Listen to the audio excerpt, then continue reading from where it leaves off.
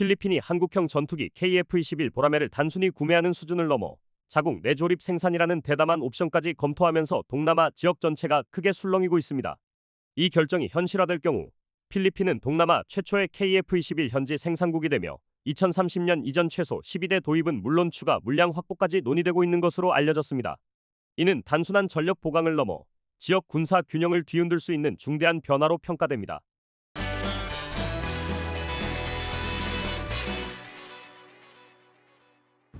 필리핀은 최근 ADX에서 KF-21 시험 비행을 직접 확인하며 기술적 신뢰성을 확보했습니다. 이후 협상단을 서울로 파견해 세부 기술 지원부터 조립 라인 구축, 유지 정비 체계, 자금 조달 구조까지 사실상 완전한 현지 생산 패키지를 논의한 것으로 전해졌습니다. 이는 항공산업 역량을 키우고 장기적으로 전력 운용의 자율성까지 확보하려는 필리핀의 전략적 의도가 분명히 드러난 대목입니다. 실제로 필리핀 테오도로 국방장관은 국가가 진정한 국제적 존중을 받으려면 강력한 국방뼈대가 필요하다라고 언급했으며 KF-21 전투기에 대해서도 긍정적인 입장을 보였습니다. KF-21은 쌍발 엔진 기반, 저피탐 설계, 공대공 공대지 무장 통합 등 최신 전투기 기준을 모두 충족하고 있습니다. 넓은 해양 영토를 가진 필리핀이 초기 대응 작전에서 신속성과 생존성을 동시에 확보할 수 있는 최적의 플랫폼으로 평가받는 이유입니다. 여기에 기존 FA-50 인프라를 그대로 활용할 수 있어 전력 구축 부담도 크게 줄어듭니다. 가격 경쟁력 역시 압도적입니다. KF-21은 대당 약 900억 원 수준으로 그리펜이나 F-16보다 훨씬 경제적입니다. 필리핀의 차세대 전투기 사업은 한때 미국 로키드 마틴의 F-16이 유력한 후보로 꼽혀왔지만 최근 제출된 견적서로 인해 상황이 완전히 뒤집혔습니다. 미국이 제시한 도입 비용은 필리핀 예산의 5배에 달하며 사실상 사업 추진이 불가능하다는 판단을 내리게 만들었습니다. 미국이 요구한 F-16 열대 총사업비는 55억 달러, 하나 약 7조 원이 넘는 규모였습니다. 필리핀이 책정한 예산이 11억 달러 수준이었던 점을 고려하면 충격을 넘어 실소를 자아낼 정도의 금액이었습니다. 이처럼 가격이 과도하게 부풀려진 이유는 미국의 대외군사 판매 체계 때문입니다. 판매 주체가 제조사가 아닌 미국 국방부이기 때문에 행정 수수료만으로도 수천억 원이 발생하며 여기에 30년간 필요한 무장 패키지, 레이더 업그레이드, 예비 부품, 시뮬레이터, 미본토 교육 훈련, 그리고 각종 인프라 구축까지 고정 비용으로 모두 포함돼 금액이 기하급수적으로 증가합니다. 이 모든 항목이 더해지면서 전투기 한 대의 실질 도입 단가는 약 3,700억 원까지 치솟았고 필리핀은 견적서를 받아든 순간 F-16 도입 계획의 96% 이상을 사실상 포기할 수밖에 없었습니다. 반면 한국의 KF-21 보라매는 가격부터 접근 방식까지 필리핀의 현실에 훨씬 가까운 선택지였습니다. 순수 기체 가격이 약 7천만 달러, 하나로 약 980억 원 수준에 불과하고 유지 비용 역시 이미 폴란드를 비롯한 여러 국가에서 검증된 바 있습니다. 한국 정부가 제공하는 금융지원과 합리적인 인프라 구축 비용을 고려하면 필리핀이 부담해야 할 총사업비는 1,500억에서 1,800억 원 수준으로 F-16과 비교하면 약 70% 더 저렴한 셈입니다. 이 정도면 필리핀이 현실적 대안을 찾을 때 KF-21이 가장 먼저 떠오를 수밖에 없는 구조입니다. 흥미로운 점은 필리핀이 겪은 이 문제들이 사실 한국이 KF-21을 개발하게 된 이유와도 직결된다는 사실입니다. 우리 공군 역시 수십 년 동안 미국산 전투기의 높은 유지 비용과 고질적인 기술 종속 문제로 많은 어려움을 겪어왔습니다. F-16 전투기 59대의 레이더와 임무 컴퓨터를 교체하는 비용만 4조 원이 넘고 기체 한 대당 770억 원을 지불해야 했습니다. 신형 전투기 한 대를 새로 들여오는 것과 맞먹는 비용이 업그레이드에 들어간 셈입니다. 게다가 정비를 위해 일본이나 호주로 기체를 보내야 하는 불편함과 안보 공백은 오랫동안 해결되지 않은 문제였습니다. 우리가 만든 국산 정밀유도 폭탄을 미국산 전투기에 장착하기 위해 추가로 통합 비용을 지불해야 했던 사례는 한국이 겪어온 기술적 종속의 대표적 사례였습니다. 바로 이런 이유들 때문에 한국은 스스로 선택지를 만들기 위해 KF-21 개발에 착수했고 그 결과물이 지금 필리핀의 대안으로 떠오른 것입니다. 한쪽은 감당 불가능한 가격에 고착된 의존 구조를 요구하고 다른 한쪽은 합리적 비용과 자주 국방을 위한 확실한 해법을 제시하는 상황에서 필리핀이 어느 방향을 선택할지는 자연스럽게 명확해지고 있습니다. 만약 필리핀이 현지 생산 체계를 구축하게 되면 비용 효율성과 전력화 속도는 더욱 강화되며 사실상 맞춤형 전투기 도입이 가능해집니다. 더욱 주목할 점은 필리핀이 이 프로젝트를 실제로 추진할 경우 인도네시아보다 먼저 KF-21을 실전 배치하게 된다는 점입니다. 이는 단순한 기종 교체가 아니라 국가 전략의 수준에서 항공력 현대화와 군사적 우위 확보를 선언하는 것과 다름없습니다. 특히 대한민국 전투기의 우수성은 5세대 진화 가능하다는 것에서 드러납니다. 현재 KF-21 전투기 역시 4.5세대보다 5세대에 훨씬 가깝다고 평가되고 있습니다. 하지만 전투기 개발 속도와 개발 실력을 본다면 이보다 높은 점수를 줄 수밖에 없는데요.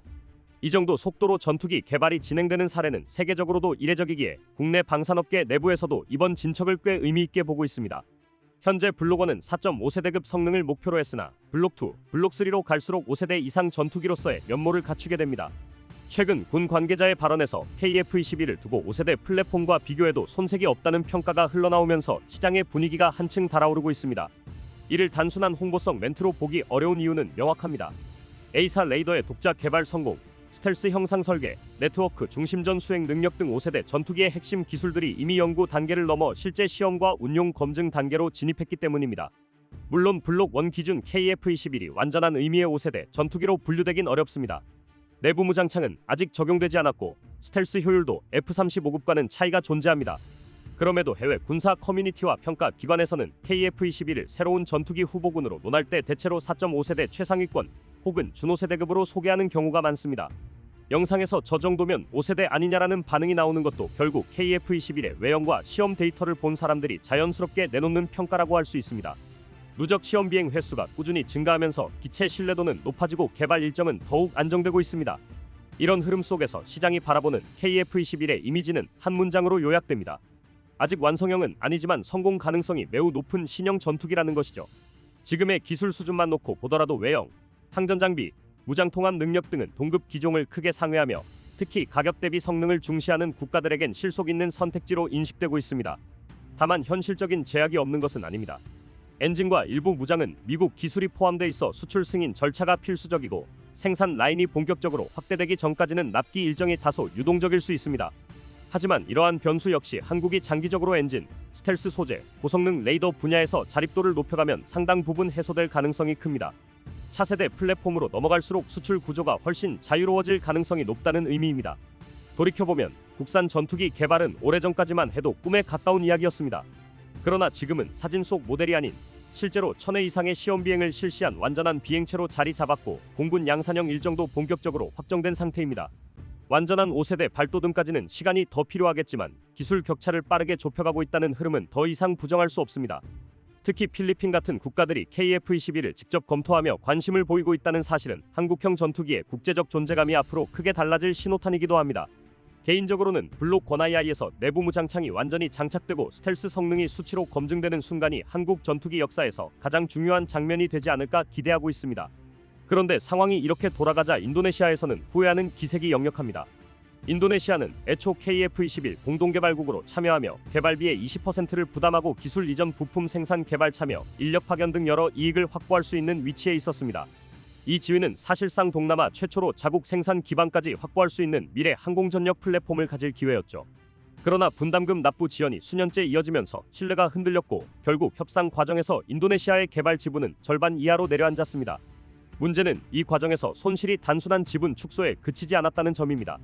인도네시아가 바랐던 주요 기술 이전, 조립 생산 라인의 구축, 자국 항공산업의 수준 도약 같은 장기적 국익이 함께 축소된 것이죠. 내부 언론에서도 잃어버린 10년, 전투기 개발의 황금 기회를 놓쳤다 같은 표현이 등장하는 것도 이런 맥락 때문입니다. 여기에 필리핀의 움직임이 인도네시아 내부 기류를 더욱 불편하게 만들었습니다.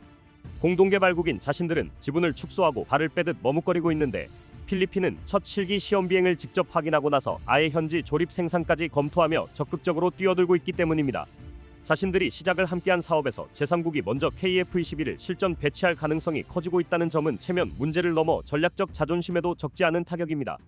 또 하나의 압박 요인은 한국 정부의 태도 변화입니다. 최근 APEC 정상회의 등 외교 현장에서 한국이 인도네시아 측의 분담금 문제 해결을 직접적으로 요구했고 이는 인도네시아 내부에서 한국이 더 이상 기다려주지 않을 것이라는 위기감으로 이어졌습니다. 일부 현지 전문가들은 이제는 협상 주도권도 상당 부분 한국이 가져갔다는 평가를 내놓고 있습니다. 대한민국의 방위산업은 이제 더 이상 주변국을 따라가는 위치가 아닙니다. 오히려 여러 국가들이 먼저 손을 내밀며 협력을 요청하는 단계로 올라섰습니다.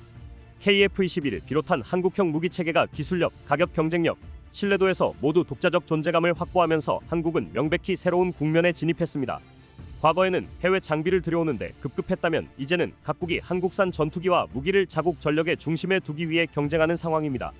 한국이 축적한 기술과 경험은 국가 전략 자산으로 성장했고 그 기반 위에서 대한민국은 세계 방산 시장에서 더욱 높이, 더욱 빠르게 비상하고 있습니다.